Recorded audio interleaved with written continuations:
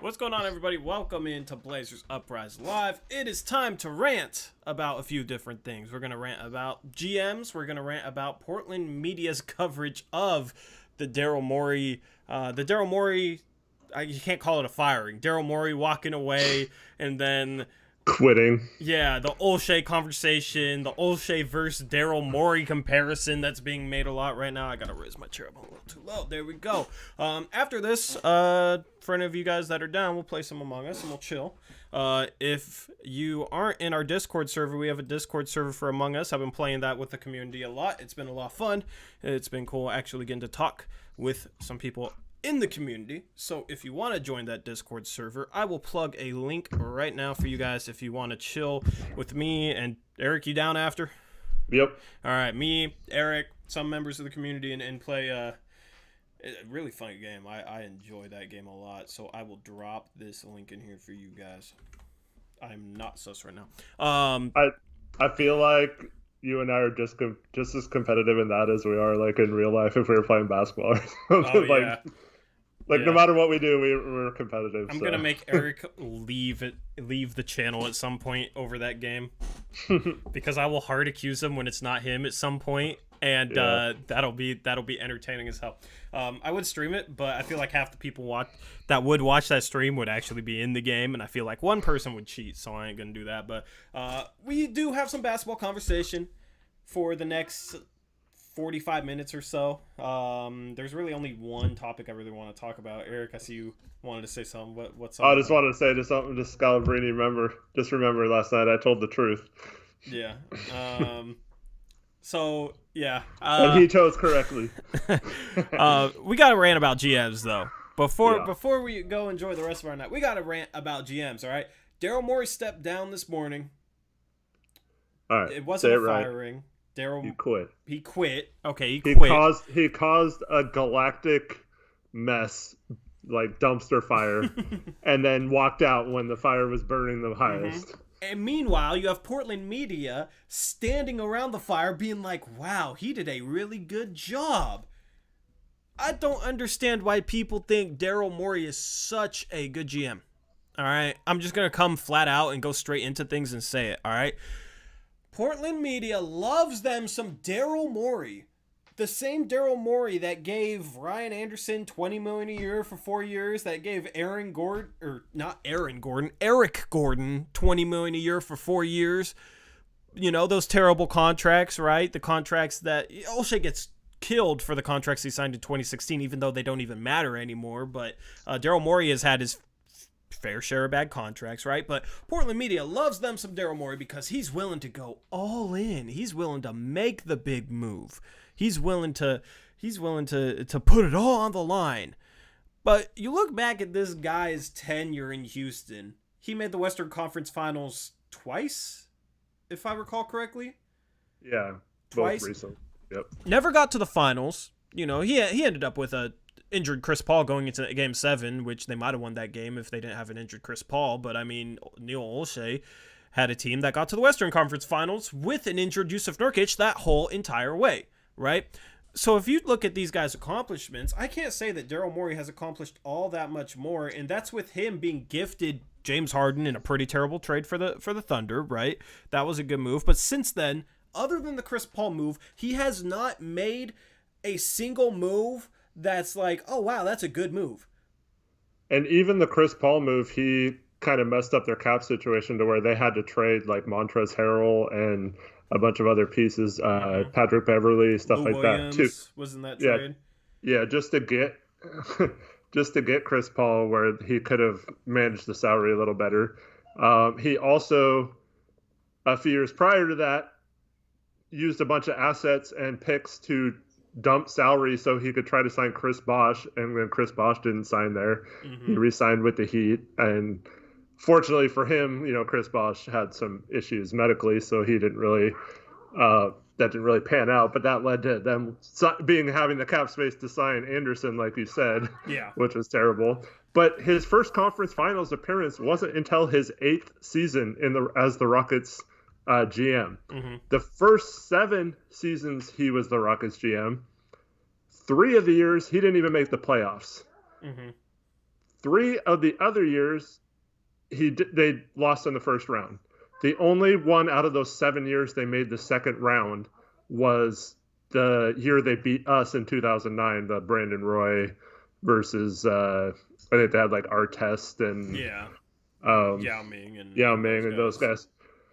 So that was their only series win. His first 7 years on the job, one series win. Mm-hmm. Whereas Olshey now in his first 7 years made it to the Western Conference Finals a year sooner than Morey did, and then has all kinds of series wins on his resume versus that. So like if we're just comparing how they do as a roster, and then I see all these people like, well, he didn't have the greatest coaches. Well, the GM hires the coach first of all, and second of all, like I don't feel like he's done a good job. I mean, that team, he had Dwight Howard and James Harden on most of those rosters that I just talked about. So like, yeah, he had every opportunity to surround those guys with talented rosters, but I don't know.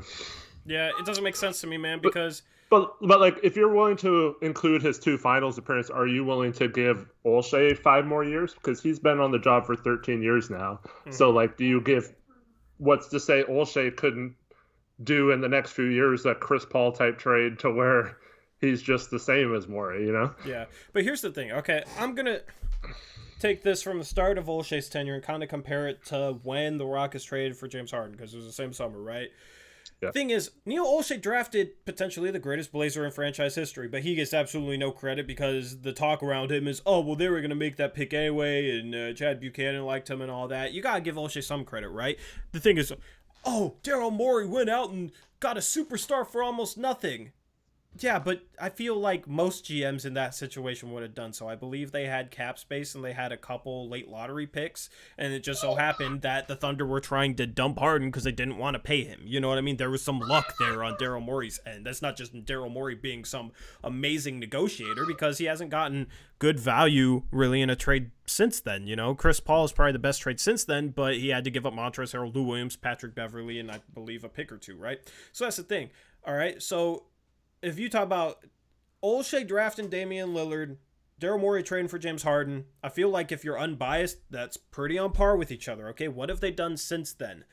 Daryl Morey hasn't really wowed me, you know? Olshey hasn't really wowed me either, but he's kept us competitive, almost as competitive as Houston, while also not completely destroying our future. Meanwhile, You've had Daryl Morey. He went out and made that Chris Paul trade. Yeah, they were competitive for a couple seasons with Chris Paul, but they didn't get to the finals. He screwed up the cap and had to give up on Montrezl Harrell, which could have been the tipping point in one of the Western Conference Finals runs they went on.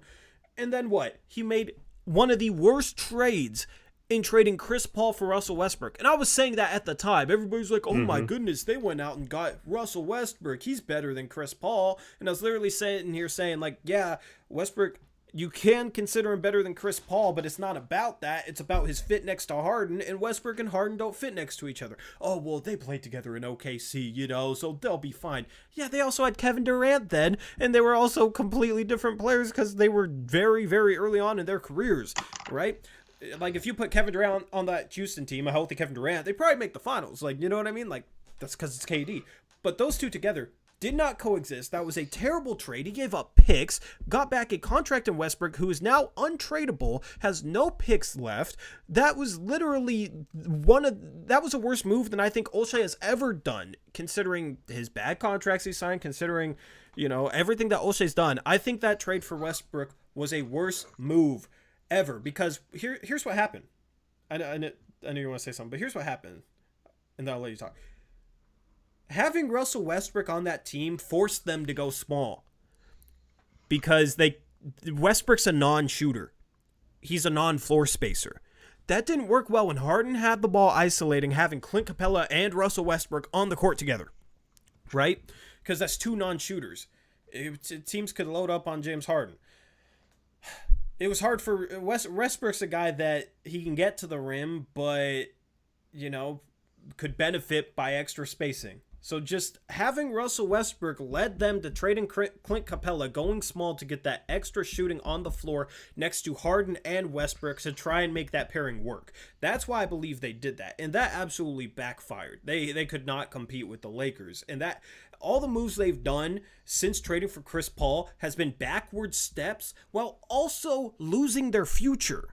But people in Portland Trailblazers, Portland sports media, want to applaud the job this guy has done. I don't understand it.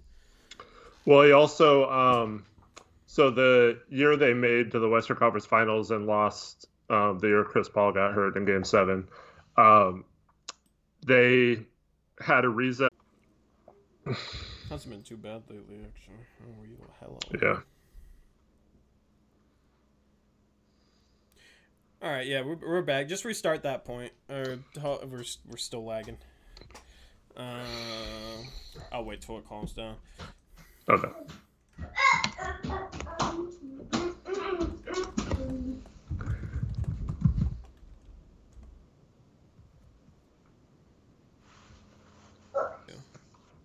Mm-hmm. I can still see you, so hopefully it'll show.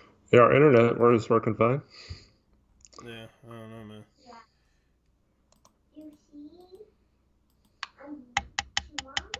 Hello. Did you open your door? No.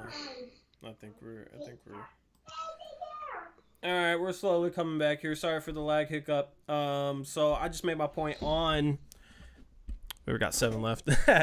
Hopefully this lag will chill out. We can get people back. Shout out to Javier and for the people sticking through the 45 seconds of lag. It doesn't want Eric to go in. I don't know. Yeah. It's still a little like choppy right now. Basically, I'll kind of summarize what I just said and let Eric go off once this thing chills out a little bit. Is it still lagging for you a little bit? Definitive, we've already been ranting and now we've been. Trevin says he skipped the lag. Well, we didn't, so I don't know how you skipped the lag, bro. We good, chat? Lag is gone? Okay, so summarizing what I said, is every move Morey has made since the Chris Paul trade has been backward steps while also mortgaging the future to make those backward steps. It's been backward steps in the present, and it's been backward steps for the future. And now he quit because this team is in a terrible position. So, Eric, I want to hear what you were going to say. Yeah, well, I'll just answer a question from chat. So Shervin was asking what good draft picks he's made. I'd say Montrezl Harrell, which he traded away, and Capella, who he traded away. Those are the only two that come to mind as even being somewhat respectable draft picks in his tenure there. And he's been there for 13 years, so I don't know. But to go back to the Western Conference Finals team, where Chris Paul got hurt in Game 6 and then they blew it in Game 7, they had Trevor Ariza and Luka Mbamute, who are perfect wing defenders for that team, and they fit really well with Harden, and they got after it on defense and allowed Harden to get free. They set good screens. They had Capella doing the dirty work underneath. And then that offseason, they just let Mbamute and Ariza walk for nothing, and they never really replaced them since. And I think that kind of hurt them. Yep. So it says we just ended, but just got refreshed the stream and we'll be back. I don't know what's happening right now. I don't know why it does that, but that's more on like YouTube's end. So, you were talking about something though that I was going to defend him for a second on, but I forgot what it was. Was it after the Chris Paul trade or before? It was before the Chris Paul trade, I think. I don't remember what it was. I mean, yeah, damn. But basically, hopefully we're good on the lag. I'm tying this all together. This whole conversation is going to come to like a point that I want to make.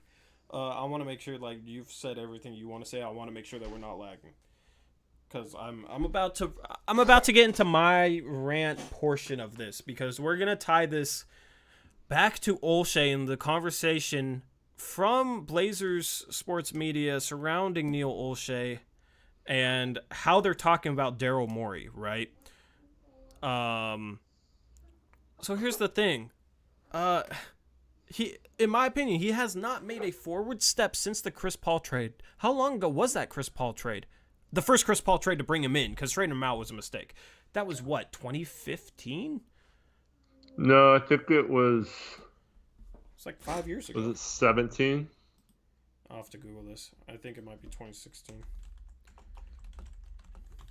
Yeah, I think it was 2017 because he had 1 year left. He picked up his option, right? He could have opted out and become a free agent, but Rockets didn't have cap space, so they had to have him pick up the option and trade for him, and then they signed him to a max contract at like 34, 35 years old that next summer, and he's 2 years into that. He still has 2 years left. As long ago as I thought. But okay, so leading up to that to trading for Chris Paul, they had a couple good late first round, early second round picks, just like Neil Olshey has had, right? The Dwight Howard experiment didn't result in anything really. It didn't result in any playoff success. Our Portland Trail Blazers actually beat the Houston Rockets. And that was Dwight Howard's first year in the playoffs for like 6 years. Yeah. Mm-hmm. And we beat them. Okay. Other than that, like after getting Harden, there's no moves. Like Dwight Howard was like, yeah, that's a solid free agent signing, but I can't give a GM that much credit for that. That's a player wanting to go there. Oh, right? I remember what I was gonna say. Yeah. So about the Harden trade, I do have to give him credit because they did like a sign and extension type thing, or trade and extension. So he signed him to a max at the time of the trade, which is kind of a bold move considering that Harden was coming off the bench and stuff like that. But I do have to give him credit for recognizing that Harden could be a franchise player. There were questions on whether he would ever become like good enough to be a legit like starting shooting guard, let alone a franchise. Yeah. But I do have to give him credit. Yeah, but since that trade, man, like before trading for Chris Paul, nothing really stands out to me in terms of him making a big splash move that everybody loves him for here in Portland for some reason. Everybody talks about, oh, Daryl Morey, he goes and he makes things happen. Okay, what did he do between trading for Chris Paul and the James Harden trade? You know, he traded for James Harden in 2012. He traded for Chris Paul in 2017. From 2012 to 2017, what did he do? All right, he signed Dwight Howard. Okay, cool. Didn't result in anything. And then Dwight Howard ended up leaving. Okay, what else did he do? There's nothing that really stands out as him making things happen to go win a championship between 2012 and 2017. Is there anything that stands out to you, Eric? No, I mean, they signed Dwight Howard. That's the only thing, right? That Chris Paul trade was a good move, right? He probably didn't have to give up as much value as he did, but that was a good move. Mm-hmm. Since then, what has he done? He's traded for Russell Westbrook, a terrible trade. He traded Clint Capella in a first-round pick for Robert Covington, a huge overpay. Like, yeah, Covington was okay in the playoffs, but he was not good for them in the regular season. He's gotten like good role players like a PJ Tucker and Daniel House and guys like that, but that's like every GM at some point gets good role players, and that's not what everybody loves Morey for. It's all about he makes splash moves and makes big moves and just makes things happen. But between 2012, the time they traded for James Harden, and now he's made one good big move that's resulted in anything productive. And I'll just say this. Any GM that makes the moves he made last summer and at the trade deadline this year and then bails on that team the following summer is not a good GM, and I would never even consider hiring them, because you do not want a guy who would just quit on your team after completely screwing that team over. Like, if he had any sort of good character or GM skills, he would want to be there and try to figure out how to undo his mistakes instead of just being like, sorry, I'm just bouncing. See you guys. You're screwed. There could be another factor to this that we're overlooking, though, and that could be this coaching search. Daryl Morey might have a candidate in mind that he thinks can work with the roster he's provided, and the ownership might be saying no to that guy. And if that's like the main reason he left, that's a little bit more justifiable, as the GM. If the ownership isn't letting you hire the coach you think would work well with the roster you provided, like, you're being, set up to fail. almost. So that's the thing, is like we heard a lot of buzz about the Houston Rockets coaching search yesterday, and then he quit today. The timing seems a little suspicious on that. I feel like that could be a factor. Yeah, but it seems weird that, I mean, wasn't it like a mutual parting of the ways when D'Antoni left too? Yeah. Yeah. Huh.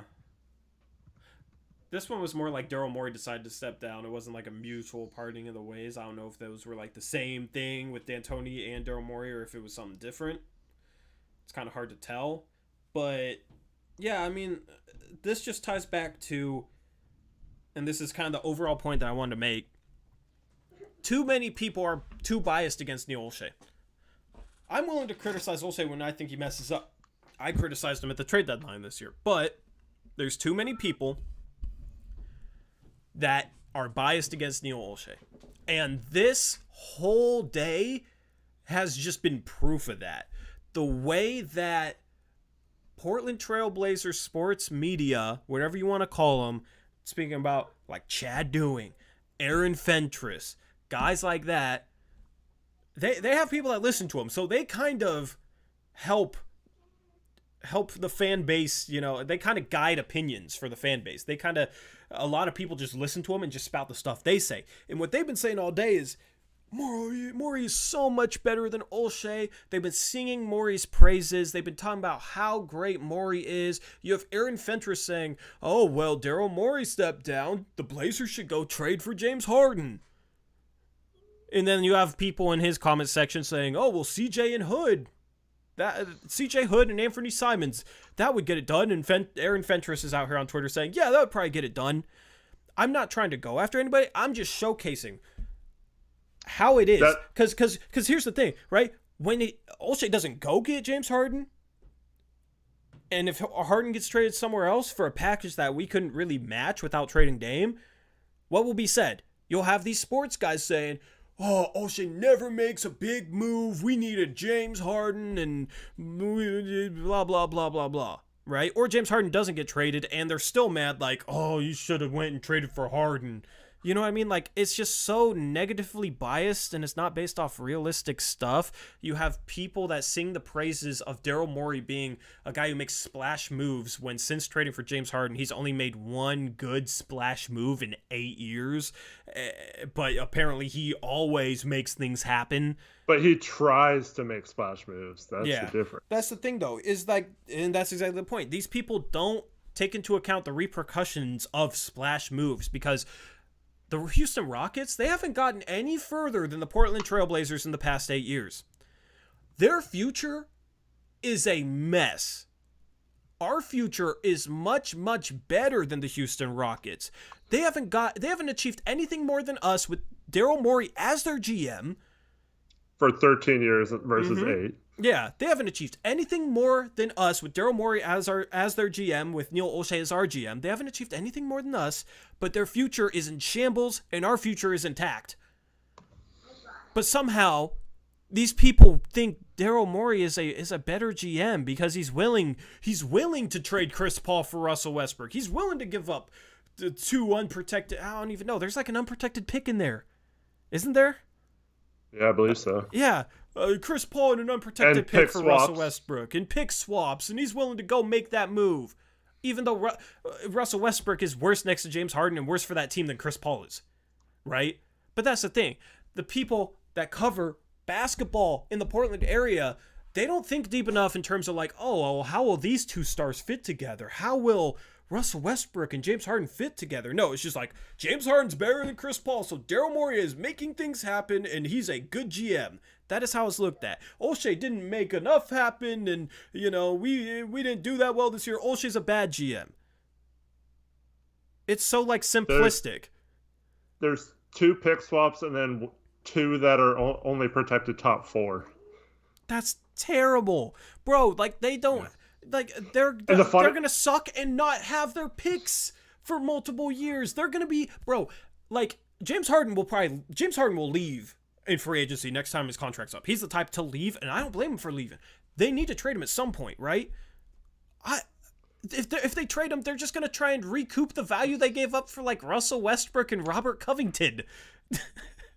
What's hilarious though is that they were so down on Chris Paul that they had to like overpay for Westbrook just to get rid of Chris Paul's contract. Mm-hmm. And then OKC does just about as good as them in the regular season. Or did they finish one higher than them? A game high. I don't remember who was the higher seed. I forget, but they were basically identical this year. Yeah. And then that guy who like overachieved basically punked the guy you traded him for in the playoffs. Plus you gave him like you gave OKC all the picks on top of that when Chris Paul was like better than him this year. It's like so ridiculous. Mm-hmm. That's a complete failure. I don't care if you're the type who thinks that's a risk worth taking when you made a trade and you gave up like basically 4 first-round picks and the player you traded for is worse than the player you traded away, that is an ultimate failure of a GM. And anyone who says that GM is good and that's a risk that he should have taken or whatever is like doesn't know basketball or whatever. Like it's just ridiculous. It's ridiculous. And I mean, like, bro, Portland sports media is biased for Terry Stotts and biased against Neil Olshey. That's what we've seen. And here's another example of that, right? I'm just calling out this bias towards Neil Olshey as we head into this offseason because this is the type of stuff we're going to see all offseason. The injury excuse gets made for Terry Stotts but doesn't get made for Neil Olshey, right? But Neil Olshey's job in regards to the team is to provide players for the team, to provide players for Stotts. So if some of those players are hurt, Olshey has an automatic excuse because he's the one who's providing players and the players he's providing get hurt, right? The thing is, Stotts' job is to make the most of what he has. No matter who's injured, who's not. He's supposed to make the most that he can possibly make with what he has. Yet, somehow Stotts gets the injury excuse for players being injured, but Olshey doesn't. All season long, you had these media guys act like we would have had such a phenomenally great team if not for injuries, right? But then they'll turn around and say Olshey sucks. The thing is, if we weren't hurt and we would have had this phenomenally great team, then how is Olshey doing a bad job? It doesn't make any logical sense. So we have some people in chat saying that Morey was forced to make that trade. Like, okay, well, that doesn't explain the 12 years prior to that either. Like, I don't feel like he's done a great job. And then on top of that, like, Morey's not the type of guy who would welcome that. He would probably quit instantly if he was forced to make that trade. Mm-hmm. I 100% agree. Yeah, Morey's the type of guy who wants to. Why would he want to ruin if he knew that was a bad trade and was forced to do it? Why would he stay there when he knows that he just screwed their whole future? Mm-hmm. Like that's dumb. You're talking about a guy who like creates trends, bro. He created the analytics trend, and he tried to do the whole small ball thing, playing PJ Tucker at center. He is in full control there. This is another point that drives me crazy about people who hate Olshey, and I'm pretty neutral on Olshey, but like, they say like, well, look at 2016, look at all those bad contracts he signed. We have proof. Chris Haynes wrote in an article that Paul Allen was the one who wanted to re-sign all those guys, and that told Olshey no matter what kind of contract Crabbe agrees to, match it instantly, all that kind of stuff. He quotes Paul Allen in the article as saying that he told Olshey to match instantly on that contract. But no, that's all Olshey's fault. He can't do anything. But now when it comes to this Westbrook trade, we're like giving Morey an excuse because the owner told him to trade for Westbrook. Like that doesn't make sense. And here's the thing with that too is you don't have these same people singing Morey's praises that are criticizing Olshey for those contracts. They're not talking about the terrible contracts that Morey signed, because Morey signed Ryan Anderson, 4 years, $20 million a year. He signed Eric Gordon, 4 years, $20 million a year. He traded for. He just did that last summer. He gave Eric Gordon an extension last summer, coming off an injury where he had a down year, and he still gave him almost $20 million a year for 4 years. That's like going to be one of the worst contracts in the NBA in a couple. We knew right when that was signed. It wasn't like everybody's getting big contracts this summer. You know, who knows how this will work out. We knew when Eric Gordon signed that was a terrible. When I saw that contract, I was like, what in the world are they doing? Like, honestly, Eric Gordon's value is like probably less than $10 million a year at this point. He's injured a lot and he's not that good. right? Like 4 years, $10 million a year would have been a poor It's contract okay in when my it's opinion, because it would have been like, okay, you didn't have to sign him for that long, and it's a little bit more than he's worth yearly. No, they gave him 4 years and double that amount. They gave him $20 million a year. That's horrible, right? But these people singing Maury's praises while criticizing Olshey for the bad contracts he handed out in 2016 don't bring up Ryan Anderson's bad contract and Eric Gordon's bad contract. As a matter of fact, only a couple years ago, you had Chad Doing begging for us to trade for Ryan Anderson on a terrible contract. The year following that, Ryan Anderson was like, couldn't even crack rotation, was terrible and hurt and falling out of the NBA. But Chad Doing wanted us to trade for his $20 million a year contract because, we really needed that shooting at that power forward spot. Like, that's what's mind-boggling to me, is just how hypocritical and how biased Portland sports media is. And you see a lot of fans that are biased because they listen to these guys, or they listen to their friends that listen to these guys. That's the problem I have. That's why it's what's frustrating for me, is like, it's almost like, okay, if we find a person like that, it's like, oh God, hopefully they'll listen to us and maybe they can learn something. Maybe they, you know what I mean? Because it's a bunch of biased BS. It's ridiculous. So everything that I've seen today has just been kind of triggering because of how obviously biased towards Olshey stuff is. It's ridiculous, man. And I'm not an Olshey fan. I was going off on Olshey on the trade deadline stream in February. I'm not an Olshey fan. Eric knows that. I am not like somebody who's like, I really like Olshey. I am neutral on Olshey. Eric is neutral on Olshey. But when people are so negatively biased towards him that it makes no sense, I'm going to call it out because it's BS, right? Let's call it how it is. Let's be realistic in terms of what Olshey could potentially do, okay? He's not going to be able to trade CJ in a first-round pick for Kawhi freaking Leonard. He's not going to be able to trade CJ and Anthony Simons for James Harden, okay? So let's be realistic about what he can do and not blame him when he doesn't do stuff that's not even possible for him to do. And let's just call it how it is and view things through an unbiased lens in regards to him, because too many people hate on Neil Olshey. That's why I already got the because this is what's going to happen. We're going to make a trade for like Bielitsa, like you want, right? Mm-hmm. And then we have like guys like I saw on Twitter today being like, "Why are you guys salivating over Bielitsa? We should be focused on Harden and Kawhi and stuff." And it's like, dude, be realistic. But like, he's going to make that trade, and it's going to be a good trade. And then everyone's going to be like, "Oh, he can't get a big risk done," And that's the problem. Mm-hmm. Like for some reason, like people just think like unless you make a trade for a star that you do. And we've heard this for like the last 3 summers. Like all these teams have made these huge moves and doing all these things.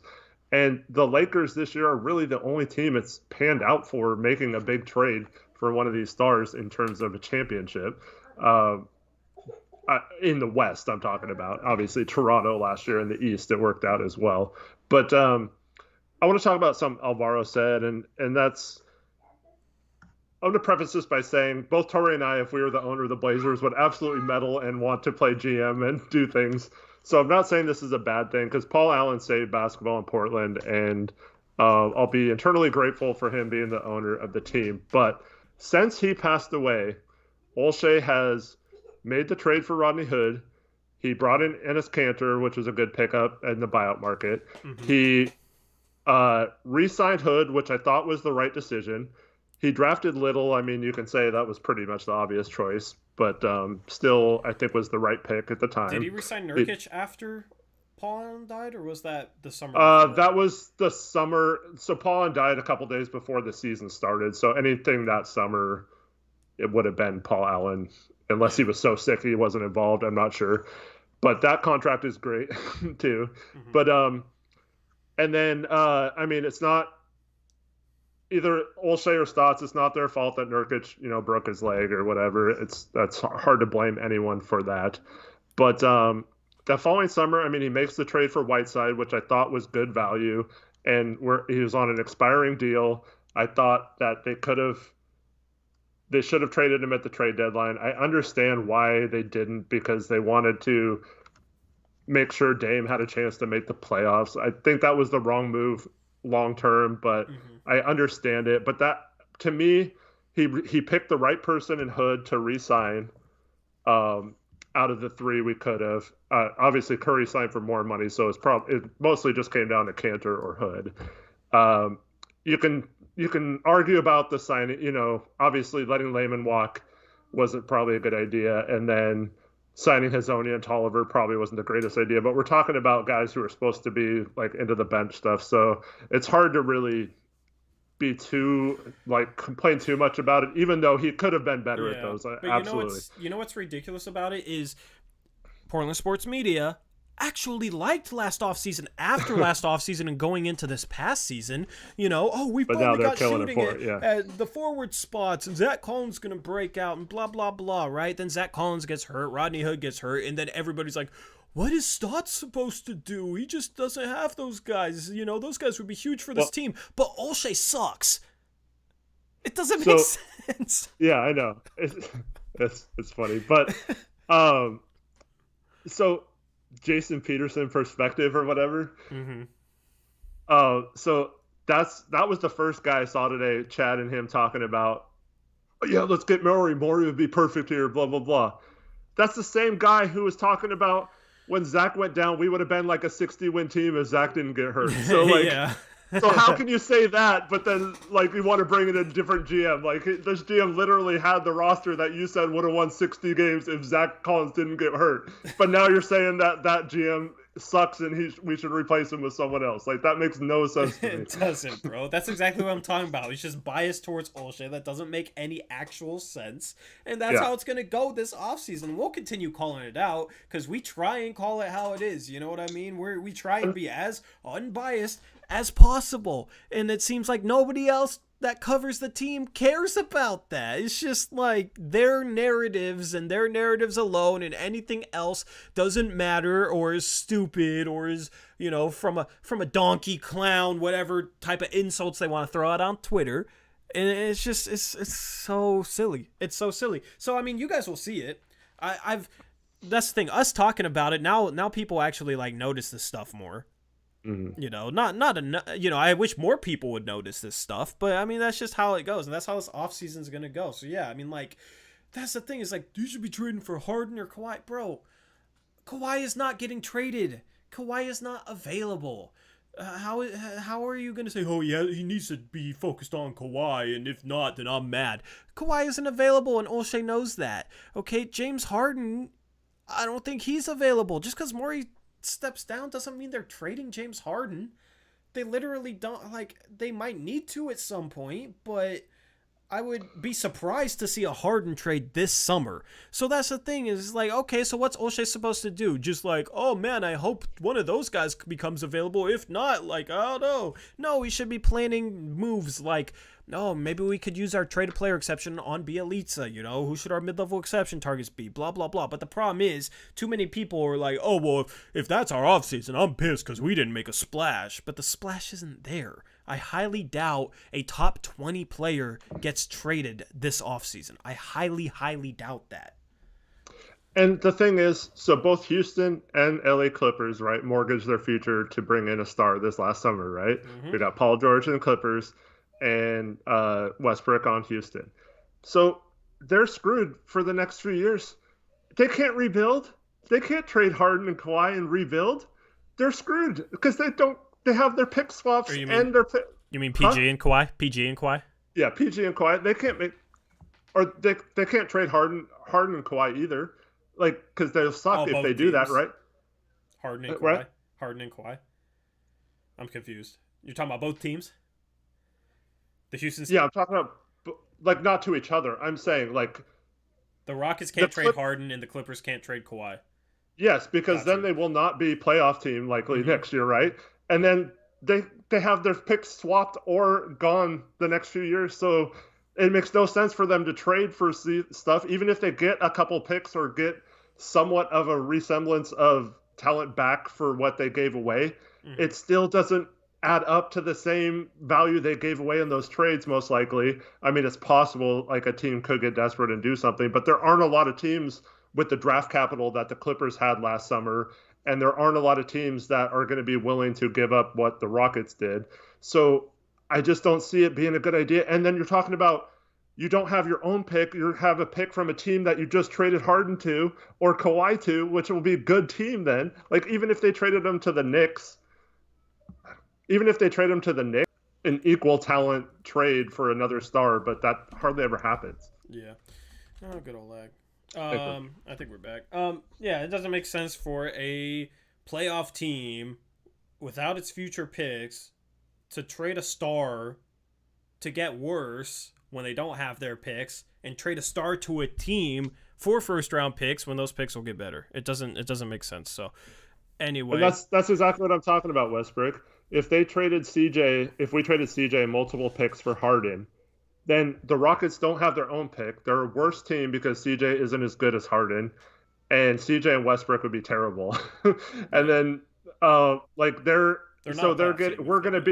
we're gonna be like, top seed in the West, and so they're talking about they'd be getting like picks in the late 20s Mm-hmm. for picks that they're giving up their pick in the top 10. Why would they make that kind of trade instead of just trying to make it work with what they have Yeah, and just or keep trying to be good? if they really want to get rid of Harden, they're not going to like value getting the CJ back because they're not going to be a Right. playoff team with the CJ and Westbrook, and they're not really going to have their picks. And if I don't know, I think there's like 1 or 2 years in the next 4 that they do, right? They would want to be as bad as possible. They wouldn't want CJ, right? So honestly, with how few stars are available, they us if we're just trying to trade CJ, Anthony Simons, in a pick. He's talking about doing what they did and trading like multiple pick swaps and multiple picks for him. It just doesn't make sense, man. Too many people like trades are complicated. That's the thing. It's harder to make a trade happen than it is to just sit back. You know what I mean? Like it's hard to make a trade happen because you have to make it work for both sides, and there's a bunch of different factors that affect that, and those factors too often get overlooked by armchair GMs. They get too overlooked by people who just hate Neil Olshey, and I mean, AJ's world